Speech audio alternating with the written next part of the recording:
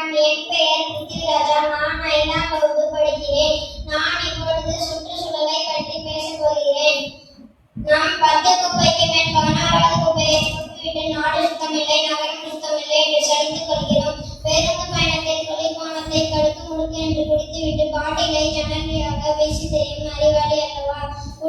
இருக்க இடம், குடிக்க தண்ணீர், சுவாசிய காற்று, இவற்றையெல்லாம் இயற்கை நமக்கு தருகிறது. இயற்கைக்கு நாம் என்ன தருகிறோம்? எதையுமே தரவினாலும் பரவாயில்லை. இயற்கையை மாசுபடுத்தாமல் இருந்தாலே போதும். பூமாலை சூழ வேண்டிய பூமிக்கு நாம் குப்பையை போட்டு மாசுபடுத்துகிறோம். பூமி தன் கண்ணீரை துடைக்க கைகளை தேடிக்கொண்டே இருக்கிறது. அந்த கைகளாக நம்மை போன்ற மாணவர்கள் விளங்க வேண்டும் என்று என்னுடைய ஆசை. குப்பையை போடாதீர்கள் என்று சொல்லவில்லை, குப்பையை குப்பை தொட்டியில் போடுங்கள் என்று சொல்கிறேன். பிளாஸ்டிக் மற்றும் டயர் போன்றவற்றை எரிக்கும் போது அதிலிருந்து நச்சு வாயுக்கள் வெளிவருகிறது.